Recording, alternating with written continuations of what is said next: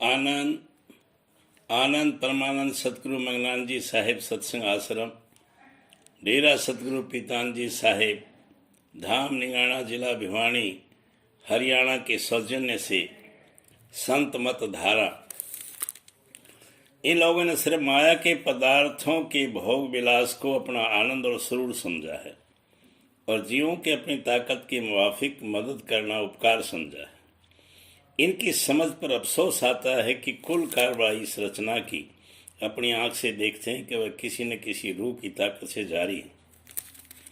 और वह रूह किसी न किसी किस्म की देह यानी जिस्म में बैठकर कार्रवाई करती है और मिसल सूरज और चांद वगैरह के बेशुमार अरसे से उनका ज़हूर और क़याम चला आता है और बेशुमार अरसे तक जारी रहेगा। इस तरह इस मंडल के ऊपर और मंडल मालूम होते हैं और कानून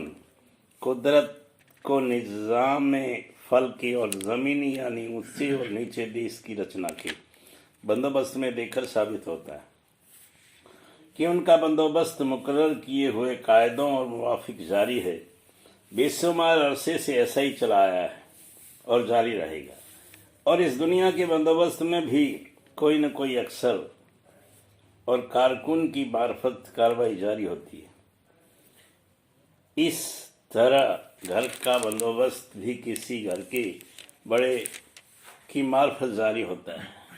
और जो कि इस दुनिया की कार्रवाई ऊपर की रचना की छाया यानी अक्स और नकल समझी जाती है,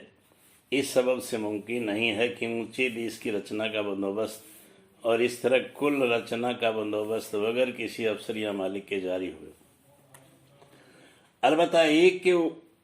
ऊपर एक अफसर या मालिक मुकर्रर है और सबके परे और सबके ऊपर कुल मालिक का देश और तख्त है। वहाँ से आदि में कार्रवाई रचना की शुरू हुई और सब बंदोबस्त और कायदे वहीं से मुकर्रर होते चले आए और जो कि कुल रचना के हर एक जिस्म और चीज़ के बनने में इरादा और मतलब और कुदरत और कारीगरी पाई जाती है,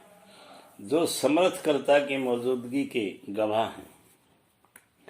फिर जो कोई रचना को आपसे आप बगैर किसी कर्ता के मानते हैं, वे सरही गलती में पड़े हुए हैं पर अपनी मन हट से इस बात के कायल नहीं होना चाहते। सो इसका फल उनको वक्त सख्त तकलीफ से इस जिंदगी में या वक्त छोड़ने इस देह का मालूम पड़ेगा। बहुत से मामले तस्दीक किए हुए ऐसे हैं कि जहां एक शख्स ने पैदा होकर अपने पिछले जन्म का हाल बयान किया और जो उसके कलाम की तस्दीक उसके पिछले जन्म की सकूनत रहने की जगह से की गई तो सब बातें दुरुस्त निकली। फिर जो ये लोग रूह सूरत का मरते वक्त अभाव मानते हैं, निहायत गलती करते हैं। ज़्यादा इस मामले को यहाँ तूल करना मुनासिब नहीं। जिस कदर लिखा गया उसी कदर समझवार सत्संगी खोजी के वास्ते काफ़ी है और जो लोग वाद विवाद करें वे किसी दलील से कायल नहीं होंगे, उनसे बातचीत करना फिजूल है। समाजों की परमार्थी कार्रवाई जो समाज जहाँ तहाँ आजकल जारी है, उनके आचार्य विद्वान और बुद्धिमान हुए। उन्होंने हालत इस वक्त के जीवों की देखकर कि खान पान और आज़ादगी की ख्वाहिश से अपने मत को छोड़कर गैर मत में शामिल होते चले जाते हैं या इरादा शामिल होने का रखते हैं। इस सबब से मुनासिब और मसलत वक्त समझकर करीब करीब वेदांत शास्त्र के कायदे और उसूल के मुआफिक नया मत खड़ा किया कि उसमें हर तरह की आज़ादगी खान पान वगैरह और शादी व्यवहार की मिसल ईसाई मत वालों के जीवों को दे दी और जो ज़ाहिरी रसूम के पुराने वक्तों से जारी है और उनको लोग अपने मजहब का एक अंग समझते हैं और उनकी जारी रहने में इस ज़माने में सिवाय हर्ज और तकलीफ़ के कोई ख़ास दुनियावी या परमार्थी फ़ायदा नज़र नहीं आता। उनकी कैद छुड़ा दी और एक मालिक को जिसको मुताबिक वेदांत शास्त्र के ब्रह्म कहते हैं इष्ट बंधवा कर उसकी प्रस्तुति और महिमा शुक्राने के भजन या वाणी का पढ़ना या गाना जारी किया और नकल यानी मूर्ति वगैरह बनाकर पूजा करने को मना और निषेध किया और तीर्थ व्रत और अवतार और देवताओं की पूजा मूर्तियां बनाकर जो कसरत से जारी थी मौकूफ़ कर दी, और जो कोई ज़्यादा शौक वाले मालूम हुए उनके वास्ते प्राणायाम यानी अष्टांग योग के अभ्यास करने की हिदायत की। लेकिन जो कि अभ्यास निहायत कठिन और उसकी संयम भी बहुत कठिन है, इसका सच्चा अभ्यासी उनके बेड़े में जाहिर कोई नज़र नहीं आता, और कोई ब्रह्म को आकाशवत व्यापक मानकर उसका ध्यान आंख बंद करके या खुली आंखों से बगैर मुकर्रर करने किसी खास मुकाम के अंतर या बाहर में करते हैं। इस अभ्यास से थोड़ी सफाई होती है, और जो कोई प्रेम सहित वाणी का पाठ करते हैं यानी भजन गाते हैं, तो वह भी उस वक्त किसी कदर अपने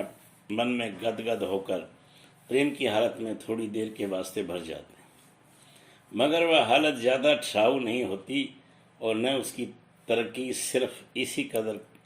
कार्रवाई से मुमकिन है। इन समाजों में सिर्फ इसी कदर साधन वास्ते प्राप्ति मुक्ति के जारी हैं। ये सब कुल और सच्चे मालिक के भेद और अंतर में मन और सुरत के चढ़ाने के अभ्यास से बिल्कुल बेखबर है, और इस सबब से उन जीवों का जो इन समाजों में शामिल है सच्चा उद्धार, बल्कि किसी ऊंचे दर्जे का भी उद्धार या मुक्ति मुमकिन नहीं। बहुत से लोग तो इन समाजों में सिर्फ नामवरी और दुनिया की कार्रवाई या आज़ादी के हासिल करने के लिए शामिल होते हैं, और असल में परमार्थ की चाह उनके दिल में बिल्कुल नहीं मालूम होती है। एक नुकस कसरी समाजों में और भी है कि वे गुरु की ज़रूरत नहीं समझते और न पूरी गुरु की खोज करते हैं। सबब इसका यह है कि इनके मत में भेद और अभ्यास नहीं है, और इसी सबब से इनको ज़रूरत पूरे गुरु की मदद नहीं होती,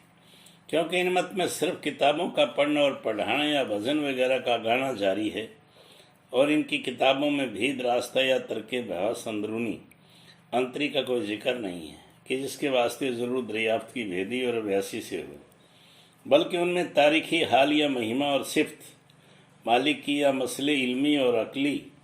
या हाल तत्वों और गुणों का जो स्थूल रचना की कार्रवाई कर रहे हैं दर्ज है। इस सबब से जिस किसी ने थोड़ी बहुत रस्मी विद्या हासिल की है, वह भी उन किताबों को पढ़कर उनका मतलब अपनी समझ के मुआफिक समझ सकता है। ये लोग वेदी और अभ्यासी गुरु की कदर नहीं जानते, क्योंकि इनको अपने जीव के सच्चे उद्धार और अपने मालिक से मिलने की ख्वाहिश बिल्कुल नहीं। इस तरह कर्मकांड के शास्त्र भी सिर्फ बाहरी रस्मों और उनकी कार्रवाई का जिक्र करते हैं, और इसी सबब से वहाँ भी पूरे गुरु की जरूरत नहीं है। सिर्फ विद्यावान गुरु जो होम और यज्ञ वगैरह और जन्म मरण और दूसरे समय के कर्म किताबों को पढ़कर कराते हैं, और जिनको वह आचार्य कहते हैं, काफ़ी समझा जाता है। और जो लोग आप थोड़ी बहुत सेंस कर जबान से वाकिफ रखते हैं, वे आप सब कार्रवाई किताबों की देख कर सकते हैं। ये लोग भी यानी कर्मकांडी पूरे गुरु की कदर नहीं जानते, और न इनके मन में खोज सच्चे परमार्थ का है। सिर्फ कर्म करने से मुक्ति हासिल होने का यकीन करते हैं, मगर ये बात सही नहीं है, क्योंकि जब तक उपासना करके सच्चा ज्ञान हासिल न होगा मुक्ति प्राप्त नहीं हो सकती। और संतों के वचन के माफी की मुक्ति भी ना तमाम है, यानी पूरा और सच्चा उद्धार सच्चे ज्ञानियों को भी, जिनको योग अभ्यास करके ज्ञान प्राप्त हुआ नहीं होता, और जब तक कि संत मत की माफी का अभ्यास करके पार ब्रह्म पद के पार संत देश में न जाएं, फिर कर्मकांडी और बाहरमुखी उपासना मूर्ति वगैरह की करने वालों को सच्ची मुक्ति किस कदर हासिल हो सकती है। ऊपर के लिखे हुए से जाहिर है कि वाचक ज्ञान और समाज वाले कर्मकांडी घट के भेद से बिल्कुल बेखबर हैं, और हरचंद उनके मत में शब्द की महिमा बहुत की है, और साफ लिखा है कि आदि में ओम शब्द प्रकट हुआ, और इस शब्द से कुल रचना पैदा हुई, और तीन लोगों की रचना की ताकत और मसाले का भंडार भी यही शब्द है। पर वो लोग शब्द की खोज नहीं करते और न रचना का भेद दरियाफ्त करते हैं कि कैसे ओम शब्द से तीन लोग की रचना हुई। जो ये ख्वाहिश इनके दिल में होती तो ज़रूर भेदी और अभ्यासी गुरु की जरूरत इनको पड़ती। आनंद आनंद।